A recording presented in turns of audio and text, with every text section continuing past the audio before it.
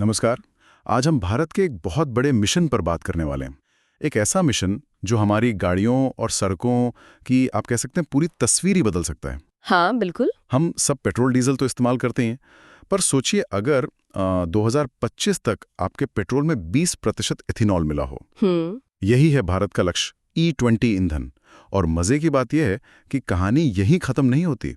भविष्य का इरादा तो E80 का है, मतलब 80% इथेनॉल। ये वाकई एक बहुत बहुत बड़ा और महत्वाकांक्षी कदम है, इसमें कोई शक नहीं है ना? हाँ, तो आज हम इसी योजना की जो भी जानकारी उपलब्ध है उसके आधार पर इसकी परतों को खोलने की कोशिश करेंगे। समझेंगे कि भारत आखिर क्यों इस रास्ते पर है और इसके मायने क्या हैं अर्थव्यवस्था के लिए, पर्यावरण के लिए और हाँ, हम सबके रोजमर्रा के जीवन के लिए भी। बिल्कुल। तो चलिए भारत की इस इथेनॉल क्रांति के अलग अलग पहलुओं को थोड़ा गहराई से समझते हैं। आज जो हम बात कर रहे हैं वो उन स्रोतों पर आधारित है जो इस बदलाव का विश्लेषण करते हैं। हमारा मकसद है कि इसके जो सबसे जरूरी पहलू हैं उन्हें सामने लाएं। तो सबसे पहले शुरू करते हैं इसी से कि ये E20 आखिर है क्या चीज, आसान शब्दों में समझाएं तो। हाँ, देखिए, E20 का सीधा सा मतलब है ऐसा पेट्रोल जिसमें 20% इथेनॉल हो और बाकी 80% पेट्रोल। अच्छा, 20% इथेनॉल। और ये इथेनॉल क्या होता है, मतलब कहाँ से आता है? इथेनॉल देखिए एक तरह का अल्कोहल ही है और ये बनता है कृषि उत्पादों से, जैसे गन्ना हो गया, मक्का है, चावल है, इनसे।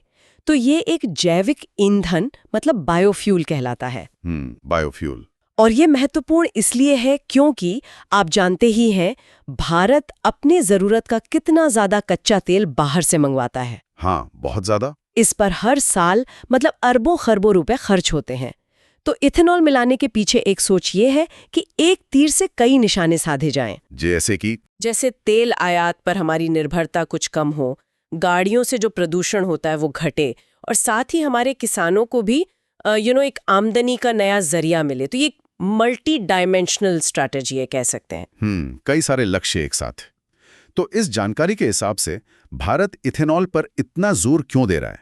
क्या कोई मुख्य वजह है? हाँ, मोटे तौर पर 3 बड़ी वजह सामने आती हैं। पहली तो है ऊर्जा सुरक्षा, एनर्जी सिक्योरिटी जिसे कहते हैं।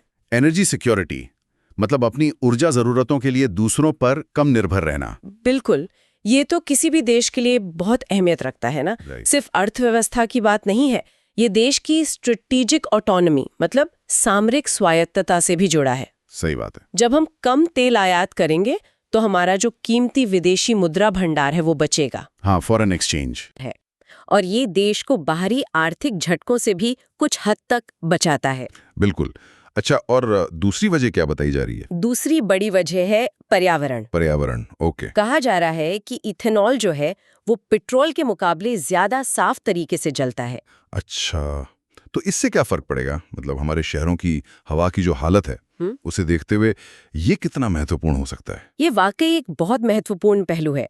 देखिए, जब इथेनॉल जलता है तो कार्बन मोनोऑक्साइड CO और सल्फर डाइऑक्साइड SO2 जैसे जो हानिकारक प्रदूषक है वो कम निकलते हैं। इससे क्या होगा, खासकर जो हमारे घनी आबादी वाले शहर हैं वहाँ हवा की क्वालिटी सुधर सकती है और इसका सीधा असर लोगों के स्वास्थ्य पर पड़ेगा। सही कहा। और हाँ, ये भारत के जो क्लाइमेट चेंज से लड़ने के लक्ष्य हैं, जैसे नेट जीरो एमिशन की तरफ बढ़ना, उसमें भी मददगार हो सकता है। नेट जीरो यानी कार्बन उत्सर्जन और उसके सोखने में बैलेंस बनाना। हाँ, बिल्कुल। और तीसरा कारण क्या है? आपने किसानों का जिक्र किया था। जी, तीसरा कारण है किसानों की आय। जैसा मैंने कहा, इथेनॉल बनता है गन्ना, मक्का, चावल जैसी फसलों से। तो जब इन फसलों की मांग बढ़ेगी तो उम्मीद है कि किसानों को बेहतर दाम मिलेंगे। तो क्या इससे ग्रामीण अर्थव्यवस्था में सचमुच कोई बड़ा बदलाव आ सकता है? यहाँ सबसे दिलचस्प बात यह है कि ये तीनों फायदे, एनर्जी सिक्योरिटी, साफ हवा और किसानों की आय, ये अलग-अलग नहीं है, ये एक दूसरे से जुड़े हुए हैं। अच्छा, कैसे? देखिए, कम आयात का मतलब है फॉरेक्स बचेगा, अर्थव्यवस्था को सहारा मिलेगा। साफ ईंधन का मतलब है बेहतर हवा, स्वस्थ लोग। और फसलों की मांग बढ़ेगी तो किसान खुशहाल होंगे, ग्रामीण भारत मजबूत होगा। तो ये एक ऐसा पॉजिटिव साइकिल बनाने की कोशिश है जिससे कई लेवल पर फायदा हो। ये तो सुनने में बहुत अच्छा लगता है। तो भारत इस रास्ते पर अभी कहाँ तक पहुंचा है? क्या कुछ प्रोग्रेस हुई है? सुनने में आया था कि कोई टारगेट जल्दी पूरा कर लिया। हाँ, ये एक अच्छी खबर है इस मोर्चे पर। जो जानकारी है उसके मुताबिक भारत ने 10% इथेनॉल ब्लेंडिंग मतलब E10 का लक्ष्य 2022 में ही हासिल कर लिया था। ओह, अच्छा। हाँ, जो तय समय सीमा थी उससे करीब 5 महीने पहले ही। ये निश्चित रूप से एक अहम उपलब्धि है और ये दिखाता भी है कि इस दिशा में मतलब गंभीरता से काम हो रहा है। ये तो वाकई बढ़िया है। और अब अगला टारगेट है 2025 तक पूरे देश में E20 लागू करना, यानी 20% इथेनॉल वाला पेट्रोल। जी। और ये भी सुनने में आया कि गाड़ियां बनाने वाली कंपनियां भी अब E20 कंपैटिबल गाड़ियां ला रही हैं। हाँ, वो भी हो रहा है। देखिए, E10 की सफलता से हौसला तो बढ़ा है, लेकिन 2025 तक पूरे देश में E20 सप्लाई करना ये कहीं बड़ी चुनौती है। क्यों? क्या मुश्किलें हैं इसमें? इसके लिए सिर्फ गाड़ियां बनाना काफी नहीं है ना, हमें इथेनॉल का उत्पादन बहुत बड़े पैमाने पर बढ़ाना होगा, फिर उसके स्टोरेज का सही इंतजाम करना होगा और सबसे मुश्किल काम उसे देश के कोने-कोने में हर पेट्रोल पंप तक पहुंचाना। इसके लिए एक बहुत मजबूत और भरोसेमंद सप्लाई चेन चाहिए।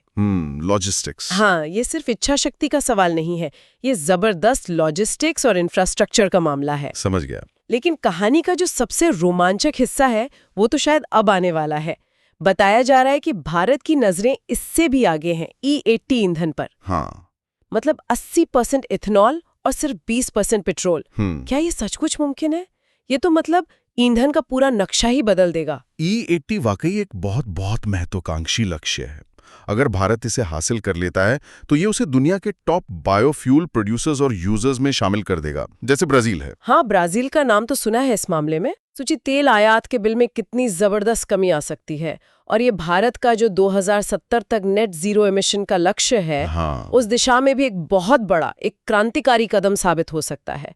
लेकिन हमें ये भी समझना होगा कि E20 से E80 तक का सफर जो है वो तकनीकी तौर पर, इंफ्रास्ट्रक्चर के लिहाज से और आर्थिक रूप से भी कहीं ज्यादा मुश्किल और चुनौतीपूर्ण होने वाला है। चुनौतियां कई गुना बढ़ जाएंगी। तो फिर उन चुनौतियों पर बात करना बहुत जरूरी है। जाहिर है इस बड़े सफर में मुश्किलें तो आएंगी। स्रोत किन खास मुश्किलों की तरफ इशारा करते हैं? हाँ, चुनौतियां गंभीर हैं और उन पर ध्यान देना ही होगा। पहली बड़ी चिंता है पानी के इस्तेमाल को लेके। पानी? वो कैसे? देखिए, इथेनॉल बनाने के लिए अभी हमारे यहाँ मुख्य रूप से गन्ने का इस्तेमाल होता है और गन्ने की फसल में पानी बहुत लगता है। हाँ, ये तो है। और भारत के कई हिस्से पहले से ही पानी की कमी से जूझ रहे हैं। तो ऐसे में अगर हम बहुत बड़े पैमाने पर गन्ने की खेती बढ़ाएंगे तो हमारे जल संसाधनों पर और दबाव पड़ सकता है। ये एक चिंता की बात है। ये तो वाकई गंभीर बात है। पानी तो वैसे ही कीमती है। और दूसरी चुनौती? दूसरी बड़ी चुनौती है खाद्य सुरक्षा का सवाल। इसे अक्सर फूड वर्सेस फ्यूल डिबेट भी कहते हैं। अच्छा, भोजन बनाम ईंधन? मतलब ये कि अगर हम चावल, मक्का या दूसरे अनाज का इस्तेमाल ईंधन बनाने के लिए ज्यादा करने लगेंगे तो क्या इससे खाने पीने की चीजों की कीमतें बढ़ेंगी? ये तो चिंता की बात है। क्या इससे गरीबों के लिए अनाज कम पड़ेगा? ये एक बहुत ही नाजुक संतुलन बनाने वाला मुद्दा है। हमें अपनी ईंधन जरूरतों और लोगों की खाद्य सुरक्षा के बीच एक सही तालमेल बैठाना होगा। बिल्कुल। और गाड़ियों के लेवल पर भी तो कुछ चुनौतियां होंगी। हाँ, बिल्कुल। तीसरी चुनौती है वाहन प्रौद्योगिकी मतलब व्हीकल टेक्नोलॉजी। हमारी जो अभी की गाड़ियां हैं वो कम इथेनॉल मिक्सचर जैसे E10 या शायद E20 के लिए तो थोड़ी बहुत फेरबदल से तैयार हो सकती हैं। हाँ। लेकिन E80 जैसे हाई ब्लेंड पर चलने के लिए खास तरह के इंजन और फ्यूल सिस्टम चाहिए। इसके लिए फ्लेक्स फ्यूल व्हीकल्स यानी FFVs की जरूरत पड़ेगी। Flex fuel vehicles? ये क्या होते हैं? ये ऐसी गाड़ियां होती हैं जो पेट्रोल के साथ इथेनॉल के किसी भी मिश्रण पर मतलब E20 से लेकर 85 तक बिना किसी दिक्कत के चल सकती हैं। उनमें ऐसे इंजन और सेंसर होते हैं जो फ्यूल मिक्सचर को पहचानकर खुद को एडजस्ट कर लेते हैं। अच्छा, तो इन गाड़ियों को आम बनाना और लोगों को इन्हें खरीदने के लिए तैयार करना ये अपने आप में एक बड़ा काम है। हाँ, ये तो है। और चौथी चुनौती शायद पूरे सिस्टम से जुड़ी हुई। हाँ, चौथी बड़ी चुनौती है पूरा बुनियादी ढांचा यानी इंफ्रास्ट्रक्चर। इथेनॉल बनाने के लिए और ज्यादा फैक्ट्रियां लगानी होंगी जिन्हें डिस्टिलरीज कहते हैं। इथेनॉल को स्टोर करने के लिए भी अलग तरह के टैंक चाहिए क्योंकि ये पेट्रोल से थोड़ा अलग होता है, नमी सोख सकता है। फिर इसे पूरे देश में ट्रांसपोर्ट करने के लिए पाइपलाइन, टैंकर वगैरह का नेटवर्क चाहिए होगा। हो सकता है मौजूदा पेट्रोल डीजल वाला इंफ्रास्ट्रक्चर पूरी तरह से काम ना आए। बाप रे, इसमें तो बहुत भारी निवेश लगेगा। जी हाँ, इस सब में बहुत बड़े निवेश की जरूरत पड़ेगी। तो इतनी सारी चुनौतियां हैं, पानी का सवाल, फूड सिक्योरिटी, गाड़ी की टेक्नोलॉजी, इंफ्रास्ट्रक्चर, इनसे निपटने के लिए क्या कोई योजना है? सरकार क्या कर रही है? हाँ, इन चुनौतियों को सरकार भी समझती है और इनसे निपटने के लिए ही राष्ट्रीय जैव ईंधन नीति नेशनल बायोफ्यूल पॉलिसी बनाई गई है। इसे समय समय पर अपडेट भी किया गया है। अच्छा, नेशनल बायोफ्यूल पॉलिसी, इसमें क्या खास है? इस नीति की एक खास बात यह है कि ये सिर्फ गन्ने पर निर्भरता कम करने पर जोर देती है। ये कहती है कि हमें इथेनॉल बनाने के लिए दूसरे स्रोतों का भी इस्तेमाल करना चाहिए। जैसे?